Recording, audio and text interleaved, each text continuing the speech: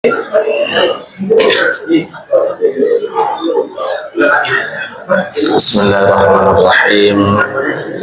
Assalamualaikum warahmatullahi wabarakatuh.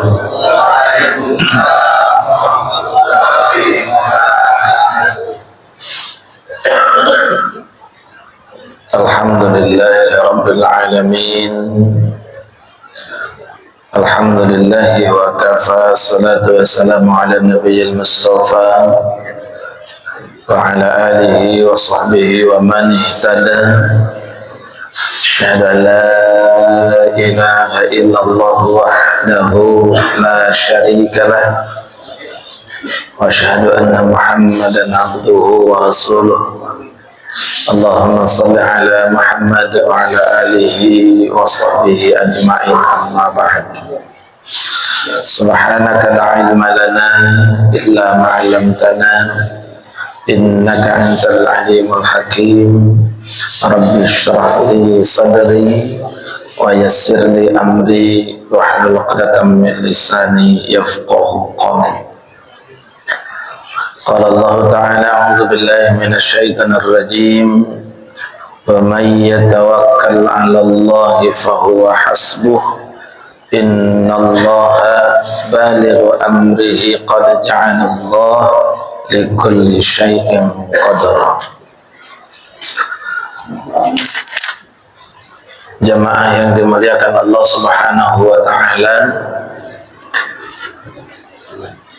alhamdulillah, kita awalkan dengan bersyukur kepada Allah Subhanahu wa Ta'ala atas seluruh rangkaian nikmat yang Allah berikan kepada kita, sehingga kenikmatan itu terolah sedemikian rupa mampu kita hadirkan dalam rangka tunduk taat patuh kita beribadah kepada Allah Subhanahu wa Ta'ala. Karena hakikatnya nikmat itu menjadi pendorong, menjadi wasilah untuk kita beribadah kepadanya. Atas fasilitas sehatnya untuk ibadah, atas fasilitas rezekinya untuk ibadah. Jadi kesemuanya harus punya nilai manfaat, yakni beribadah kepada Allah. Salam salawat semoga berlimpah kepada suri tauladan kita, baginda Nabi Allah Muhammad sallallahu alaihi wasallam, untuk keluarga, sahabat dan kita umatnya. Kabar sehat Bapak-bapak sekalian? Alhamdulillah sehat ya. Baik, di waktu singkat ini kita sama-sama mencoba kembali mencas keimanan kita, sekaligus memastikan kembali keimanan kita sesuai dengan jalur yang Allah kehendaki. Khawatir dengan aktivitas rutinitas yang kita jalani ada kondisi-kondisi di mana keimanan itu bisa bergeser dari tujuan yang sesungguhnya, minggir dari jalur yang Allah kehendaki, lambat laun makin jauh. Maka alhamdulillah ada upaya untuk mengingatkan kembali sekaligus memastikan iman kita on the track, begitu ya, iman kita sesuai dengan jalur yang Allah kehendaki. Bagaimana itu bisa terjadi? Ta'lim, menimba ilmu, karena ilmu inilah yang nanti akan menuntun amal kita. Maka tidak heran ada ungkapan mengatakan iblis itu tidak akan takut takut dengan 1000 orang ahli ibadah tapi nggak punya dasar ilmu. Dia lebih takut tidurnya orang berilmu. Iblis itu lebih takut tidurnya orang berilmu ketimbang 1000 orang ahli ibadah tetapi nggak punya ilmu. Kenapa demikian? Karena ilmu lagi-lagi ini yang memastikan amal-amal kita nanti tertuntun dengan baik, gitu ya. Nah, bagaimana kita ibadah tanpa adanya ilmu? Ya, khawatir itu nanti akan, tadi bahasa saya, keluar dari garis yang dikehendaki. Nah, malam hari ini satu ilmu yang ingin kita kuatkan dalam kalbu kita, dalam diri kita, yakni membangun satu karakter yang disebut dengan qanaah. Ya, sikap qanaah ini adalah satu akhlak, satu karakter yang tidak bisa hadir begitu saja, tetapi melalui proses, melalui pembelajaran, melalui pemahaman. Ya. Mungkin kita pernah ngerasain begini, Pak. Ada dalam episode hidup kita itu pada titik terendah kita. Pernah nggak ngerasain begitu? Merasakan hidup pada posisi terendah kita. Sampai bergumam dalam hati kita, ya Allah, di mana keadilanmu? Ya. Ia sudah merasa dengan maksimalnya ikhtiar itu, ditambah lagi dengan upaya, doa, ibadah, amalan-amalan yang diharapkan bisa mendekatkan, makin dekatnya jawaban-jawaban itu, realnya, kenyataannya ternyata berbeda. Nah, sehingga yang muncul adalah kekecewaan. Kecewa yang terpelihara itu bisa nanti berujung kepada keputusasaan. Ya, kalau sudah putus asa, maka ini akan jauh daripada rahmat Allah, dan boleh jadi ketika ini tidak kuat keimanannya, bahkan ada yang sampai kemudian melakukan bunuh diri. Dia sudah korban banyak, ternyata cinta ditolak, gitu ya. Ya, udah tiap minggu bawain martabak calon mertua, ternyata ditolak, begitu ya. Ternyata kenyataan, gitu ya, dengan keinginan kita nggak sinkron nih. Akhirnya apa? Kecewa, putus asa, marah-marah, hingga kemudian mengatakan Allah itu tidak adil. Karena dia merasa apa, Pak? Merasa sudah maksimal nih ikhtiarnya. Segala upaya ia lakukan, harta benda, waktu udah habis, begitu ya. Tetapi kok hasilnya begini? Akhirnya muncul rasa malas untuk ibadah kalau kemudian ujung-ujungnya begini, begitu. Nah, ini maaf ya, menyikapi kondisi semacam itu, ya mudah-mudahan tidak terjadi. Tetapi orang hidup itu pasti punya masalah. Punya kan? Ada yang nggak punya masalah? Coba yang nggak punya masalah. Pak Sabarudin nggak punya masalah? Wajah penuh masalah. Ya, lihat yang ada di sini, saya yakin semua punya masalah. Ya, punya masalah setiap kita. Karena masalah itu dihadirkan dalam rangka untuk mencari, mensortir, men-screening kualitas keimanan seseorang. Ya. Jemaah yang dimuliakan Allah Subhanahu wa taala. Boleh jadi doa-doa yang kemudian kita munajatkan, kita minta kepada Allah, ada yang dikabul, tapi ada pula yang tidak dikabulkan oleh Allah. Atau mungkin dikabulkan tetapi dengan cara lain. atau sengaja memang Allah hendak simpan untuk investasi kehidupan yang akan datang. Ya. Nah, ketidakcocokan, ketidaksesuaian antara hasil dengan keinginan inilah dibutuhkan sikap bijak ini.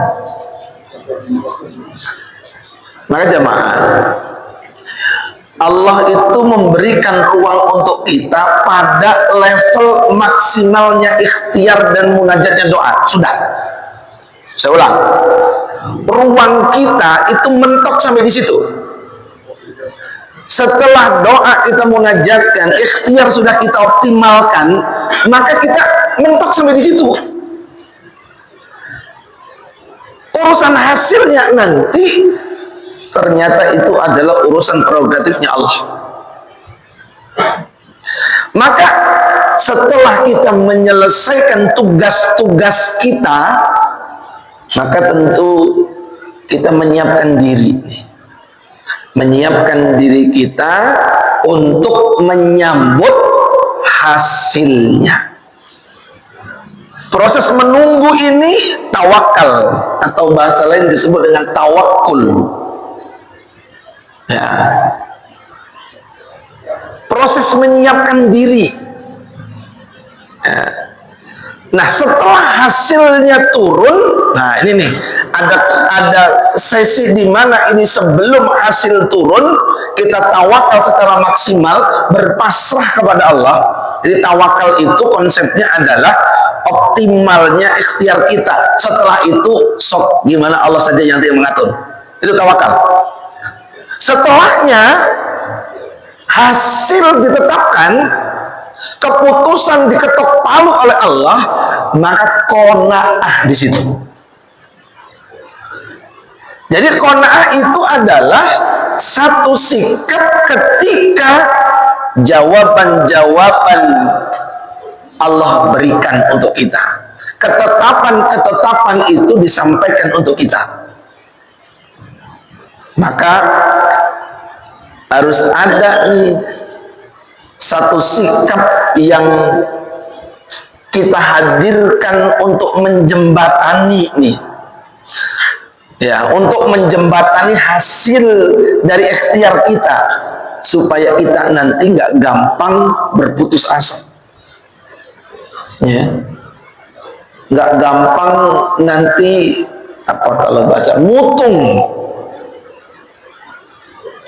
Bahkan nggak sedikit yang kemudian menyeret-nyeret, maaf kalau bahasanya begitu, menyeret-nyeret hasil yang diinginkan itu dengan ibadah yang ia tunaikan. Saya sudah ibadah begini, hasilnya cuma begitu nih, nyeret-nyeret amal kita.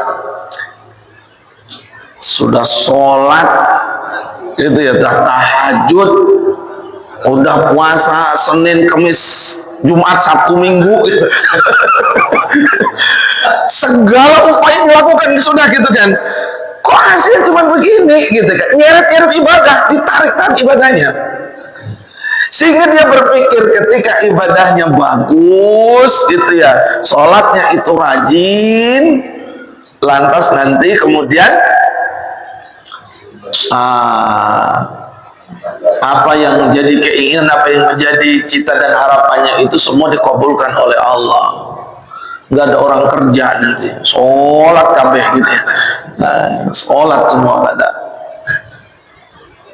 Nah, maka kembali lagi sikap qanaah, Imam Suyuti menyampaikan bahwa qanaah itu adalah ar-ridha bima dunal kifayah, ridha terhadap sesuatu yang tidak mencukupi, berarti belum sejalan dengan keinginannya. Ya, macam-macam orang masalah itu ya. Ada masalah pasangan, masalah anak, masalah uang, masalah mertua katanya. Ada yang mertua ini, wah ini perlu ditanyain ya. Kenapa mertuanya gitu? Ada masalah mertua, masalah uang, masalah tetangga, masalah juga. Ya. Masya Allah. Maka saya pernah menyampaikan salah satu sumber kebahagiaan seseorang, ya, sumber kebahagiaan seseorang itu adalah, kata Nabi Shallallahu Alaihi Wasallam, yang pertama adalah al-maskanu wasi'. Orang itu akan mendapatkan kesenangan, kebahagiaan. Yang pertama adalah ketika seseorang itu memiliki tempat tinggal yang lapang, punya tempat tinggal yang lapang, yang luas. Para muhaditsin menyebutkan dua hal: secara fisik luas tempatnya, yang kedua secara maknawiyahnya luas jiwanya. Jadi kan enak kalau kita punya rumah di dalamnya ada lapangan golf gitu kan ya. Pengen gak gitu punya rumah dalamnya ada lapangan golf gitu ya, nggak usah keluar dalam gitu ya. Di atasnya ada kolam lele gitu ya. Seterusnya lah gitu ya. Tapi dimaknai yang lain adalah meluaskan jiwanya. Boleh jadi tempat memang tidak luas, tetapi yang menghuninya, yang tinggal itu punya kelapangan jiwa. Tapi yang gak kalah pentingnya, kata beliau sampaikan, yang kedua adalah waljar, yaitu tetangga as-solih, punya tetangga yang soleh. Jadi punya tetangga yang soleh itu salah satu kenikmatan, Pak, salah satu kesenangan. Maka Nabi itu pernah ngajarkan satu doa kepada kita, Pak, mewanti-wanti kepada yang punya tetangga tidak baik. Itu ada doa khusus tuh.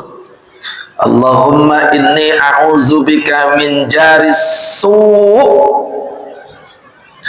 Allahumma, ya Allah, ini aku sesungguhnya a'udzubika, berlindung kepadamu, min jaris su', dari tetangga yang su'ul itu su'ul khotimah, husnul khotimah. Kalau su'ul itu berarti buruk.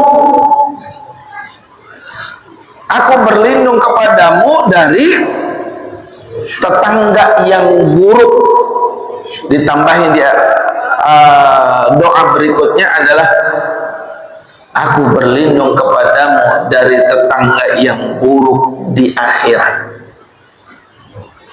Apa maksudnya tetangga buruk di akhirat? Tetangga buruk di akhirat, keburukan di akhirat itu cuma ada dua. Kalau nggak surga, neraka. Keburukan tempatnya neraka. Secara umum ini membahas mengenai, ya Allah, jauhkan aku dari neraka. Cuman yang perlu diwaspadai, kenapa dia masuk neraka? Karena keburukannya. Iya, agak hati-hati juga nih gitu ya. Keburukan itu bisa dilakukan pada tiga keadaan. Satu, dengan hatinya, dengan lisannya, dengan perbuatannya. Kalau tetangga tidak baik, itu dengan hatinya, dengan apa itu? Kalau ada tetangga tidak baik dengan hatinya, berarti hatinya dipenuhi dengan zon-zon, prasangka-prasangka tidak baik. Ada iri. Iri, tahu iri? Apa itu iri, Pak? Iri. Iri apa, Pak? Sirik. Iri itu sirik.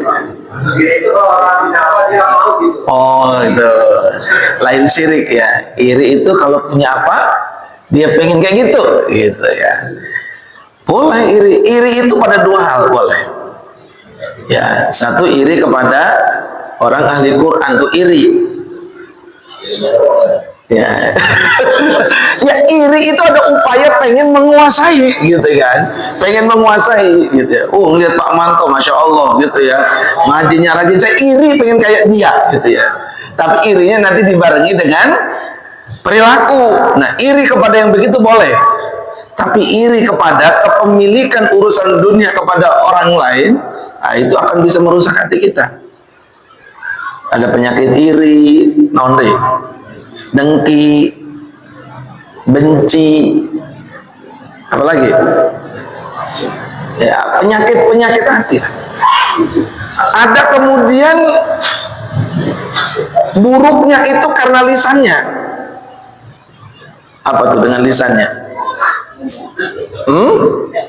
Punya tetangga kayak beli ketoprak pakai cabai 10. Kalau ditanya cabenya berapa Pak? Cabenya kayak tetangga gitu. Maksudnya pedes gitu ya.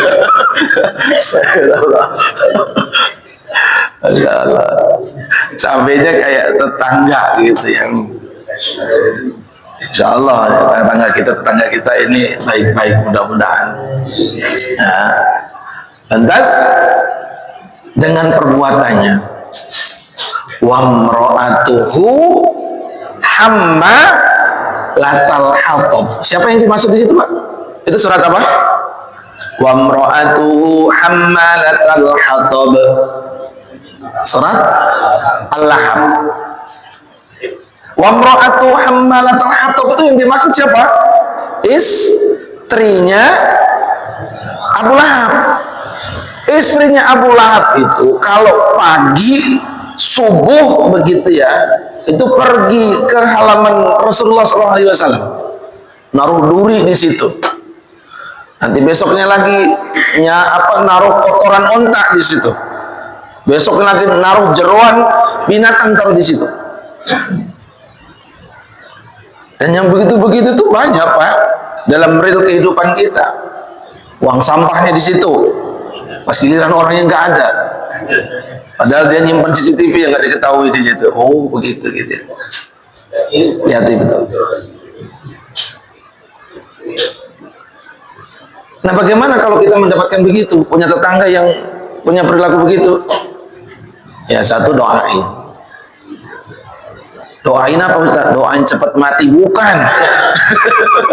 Doain supaya wah ini kacau ini ya. Doain cepat mati, nggak usah didoain, nanti juga mati sendiri gitu ya. Usah ngambil haknya Allah gitu ya, biarkan saja. Doain supaya dapat hidayah gitu ya. Doain cepat mati, itu hanya Allah gitu ya. Yang kedua, bersabar. Dulu datang seorang laki-laki kepada Rasulullah, ya Rasul, saya punya tetangga kayak gini amat gitu ya. Kata Nabi, bersabar. Besoknya lagi dia ngadu lagi, dia gitu lagi Rasulullah, berulang-ulang. Kata Nabi, kau masuk ke dalam rumah, keluarkan yang ada di rumah itu, lempar ke depan. Punya panci, lemparin ke depan, sumbang gitu ya. Kenapa? Supaya orang berdatangan. Nanti setelah itu bilang, kenapa kamu begitu? Tuh tetanggaku begitu. Lempar tuh piring. Janganlah ya, pecah nanti ya. Yang rugi bapak. Kalau panci ember agak mending lah gitu. Menimbulkan suara kegaduhan, menarik perhatian. Ya, selama kita masih punya hak di situ, maka yang kita lakukan begitu. Orang-orang datang, kenapa Anda begitu? Karena perilaku si fulan, si fulana. Nah, seperti itu diri yang dimuliakan Allah Subhanahu wa taala. Kembali lagi tadi kepada sifat qanaah, ya. Ridha terhadap sesuatu yang tidak mencukupi. Ya, ini berarti tidak sejalan, enggak sinkron, enggak sesuai dengan keinginannya, enggak mencukupi. Kita ridha. Yang kedua, Ibu Suyuti sampaikan, meninggalkan bernafsu untuk memperoleh sesuatu yang tidak didapatkan itu, alias tidak ngoyo. Apa tuh ngoyo? Hah? Ngoyo, what the meaning of ngoyo? Apa itu ngoyo? Nah itu tanya Pak Tamuri gitu, insya Allah nanti translate di situ Pak ya. Tuh ada yang tanya tuh, apa tuh ngoyo? Ya. Yang bernafsu untuk memperoleh sesuatu yang tidak didapat, ambisius betul. Nah, ngoyo. Dan terakhir adalah merasa cukup dengan apa yang ada.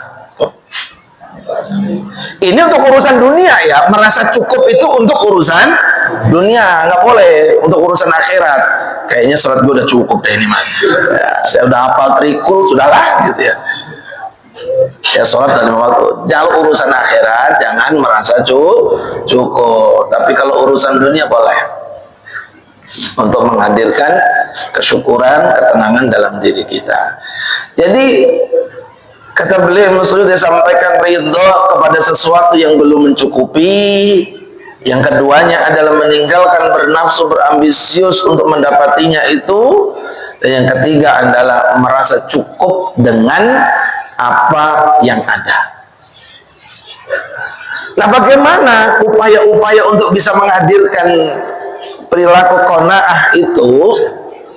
Pertama, ini harus sama-sama kita hadirkan pemahaman tentang bab ini, yakni memperkokoh ya al-iman qada wal qadar. Mengimani dengan sebenar-benarnya iman qada dan qadar. Rukun iman keberapa qada dan qadar itu? Halo? 6. Yang jawab 6 harus serius jawabnya ini. 1, imannya kepada Allah. 2, malaikat, kitab-kitab Allah, Rasulullah. 5, hari akhir. 6, qada dan qadar. Ulangi lagi yuk. Allah, ada malaikat, kitabullah, Rasul, hari akhir, qada dan qadarnya Allah. Jadi meyakini itu bagian dari keimanan kita. Bab ketetapan-ketetapan yang Allah sudah hadirkan, suguhkan untuk kita, itu perlu kita yakini bahwa Allah tidak akan pernah meleset di dalam menakar, mengukur mana yang pas buat kita. Yang kita paksa adalah diri kita memahami ketetapan itu. Jangan paksa Allah menurut selera kita, tapi paksa diri kita untuk menyikapi keputusannya Allah. Maka saya sering sampaikan, kalau sudut pandangnya iman itu nggak akan ada yang mengecewakan. Semua akan berujung kepada kebaikan. Apa sih qada qadar itu? Apa itu? Ada qada, ada qadar. Ukuran, ketetapan. Ya.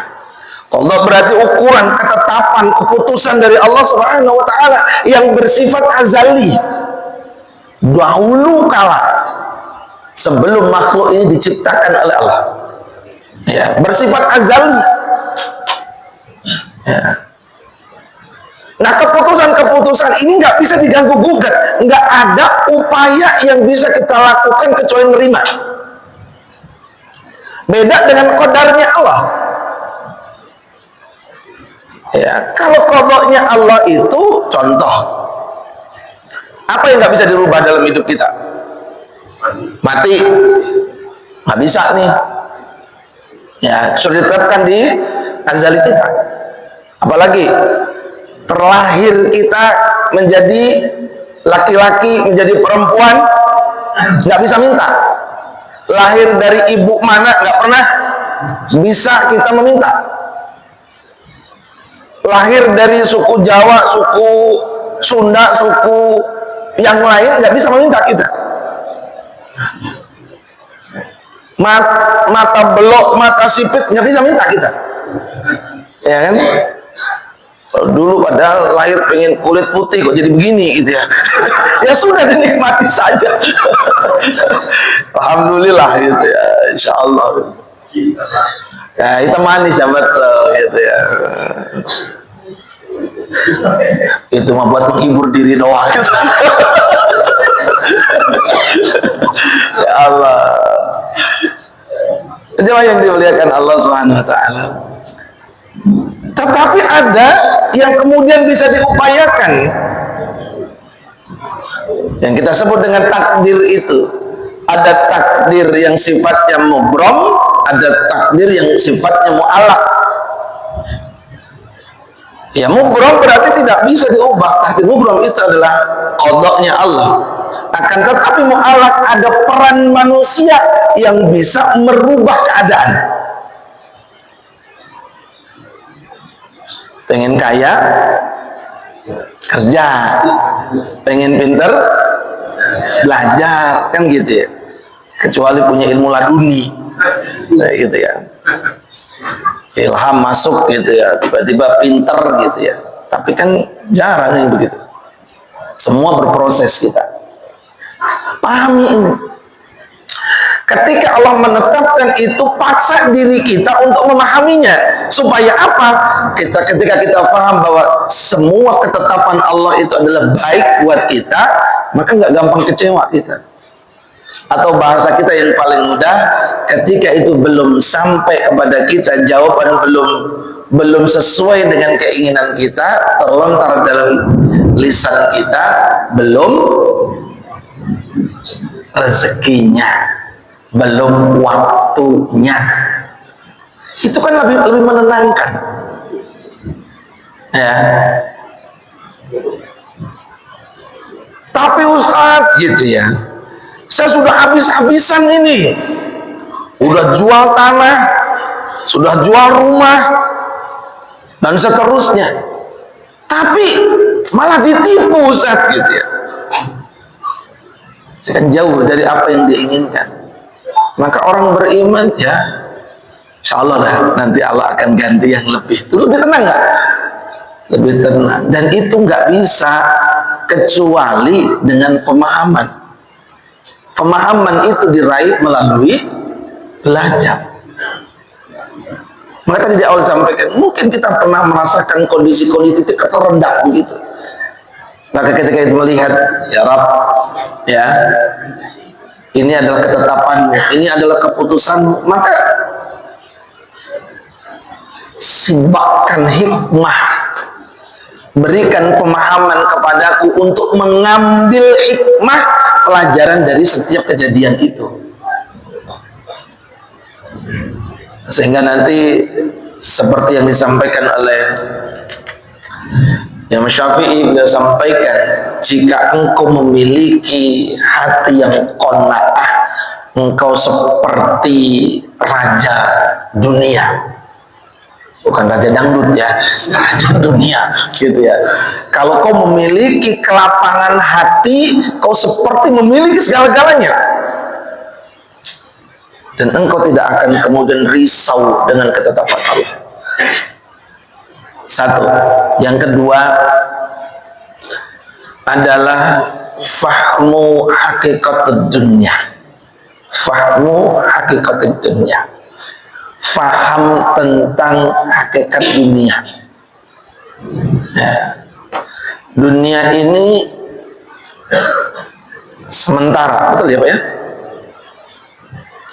Kullu man 'alaiha fan wa yabqa wajhu rabbika dzul jalali wal ikram, fa bi ayyi ala rabbikuma tukadzibah.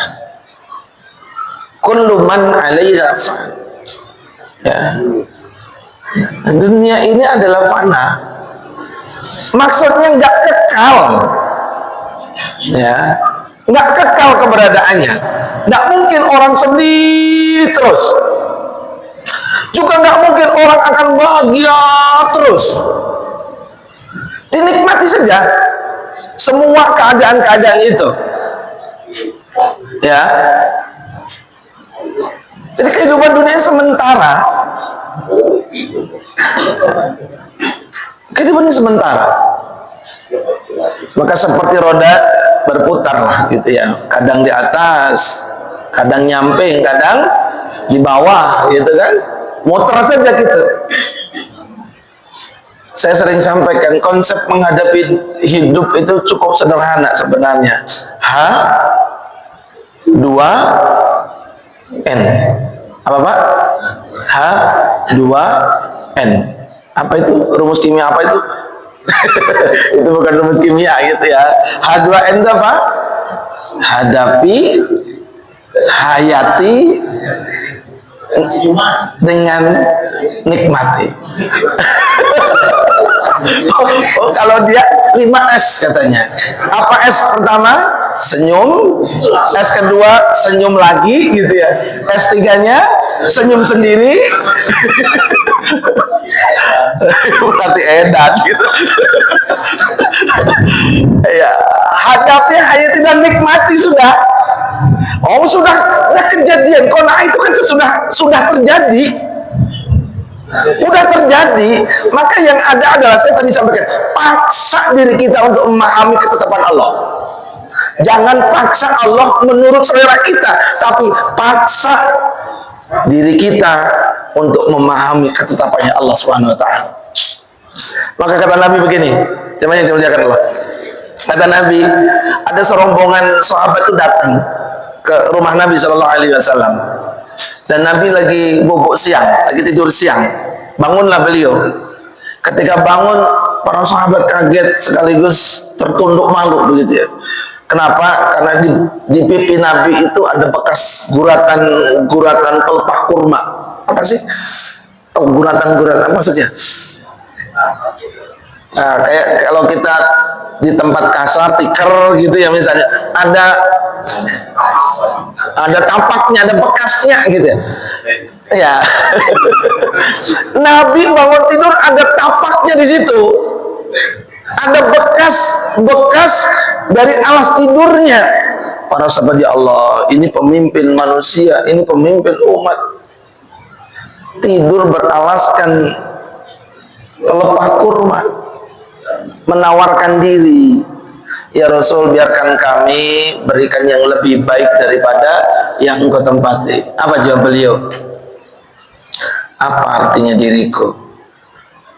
Apa artinya dunia ini? Kata beliau sampaikan, tidaklah aku berada di dunia ini kecuali seperti perjalanan musafir istirahat, setelah itu lanjut perjalanan.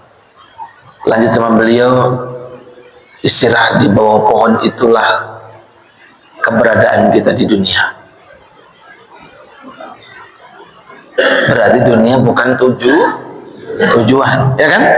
Dunia bukan tujuan. Di bawah pohon itu. Pemudi pulang kampung, nyetir, capek, minggir nyari rest area. Pegelnya sudah hilang, alhamdulillah. Lapar, makan, pengen ke toilet, bubuk bentar, pulih, merasa pulih. Apa mau tidur di situ terus-terusan? Nah, setelah itu melaju lagi. Nah, dunia di situ tadi itu. Maka nggak selamanya, jangan kemudian didramatisasi. Kalau nggak ada dia gimana? Nanti kalau suamiku nggak ada gimana? Cari lagi. Kalau istriku meninggal, siapa yang masak? Warteg. Ya, maksudnya nggak usah didramatisasi berlebihan. Dunia lah. Seberapa kuat sih kita ingat? 2-3 hari, 7 hari, 40 hari. Alhamdulillah Allah tuh kasih kita sifat lupa, ya kan? Kalau ingat terus bahaya. Orang punya masa lalu keinget terus, aduh, rusak kita. Untungnya dilupakan. Ya, untuk dilupakan. Punya masa lalu kita, aduh, gimana kalau mau berbuat begini, gak jalan-jalan kita. Sepele sebenarnya tuh. Coba renungkan sebentar ya. Sambil ngopi deh gitu ya. Sambil ngopi ngerenung gitu hidup ya. Apa ya? Sambil ngopi gitu ngerenung. Ngapain sih? Coba rasain deh. seruput ini udah malam, besok tahu-tahu udah pagi ngambil baju berangkat kerja, pulang sore tidur, besok itu lagi, muter aja coba. Itu yang kita alami rutinitas kita. Masa sih mau gitu doang kita? Tidur kerja gitu. Makan kenyang dikit, ke WC. Loh iya gitu doang kan hidup kita nih. Ya Allah gitu ya, bentar sekali. Maka ketika ada masalah, ya sudahlah, ini masalah yang harus saya hadapi, ini masalah yang harus kemudian saya selesaikan. Setelah itu jalan lagi. Bentar sekali dunia. Nah, terakhir adalah bertawakal, pasrah kepada Allah Subhanahu wa taala. Ya. Berbicara tentang qanaah memang tidak bisa dilepaskan dari sifat terpuji yang lain, yaitu tawakal.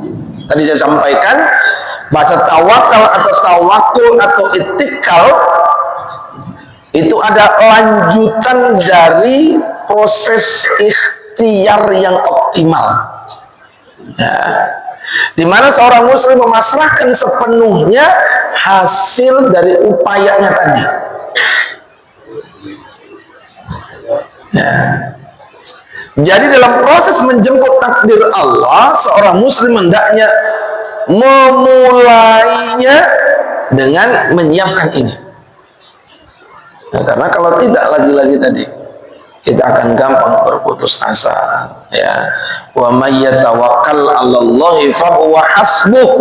At-Talaq ayat yang ketiga, siapa yang bertawakal kepada Allah Subhanahu wa taala, maka itu sudah fa huwa hasbuh, sudah cukup. Ya, sudah cukup baginya. Jadi ruang kita pada level itu, Pak. Doa kita minta kepada Allah, ikhtiarnya kita lakukan, selesai di situ tuh. Hasilnya bukan ranah kita. Namanya pengen yang lebih baik, pengen yang banyak gitu ya. Tetapi yang ngasih kan gimana urusan yang ngasih? Maka dua sikap yang harus dimunculkan tadi.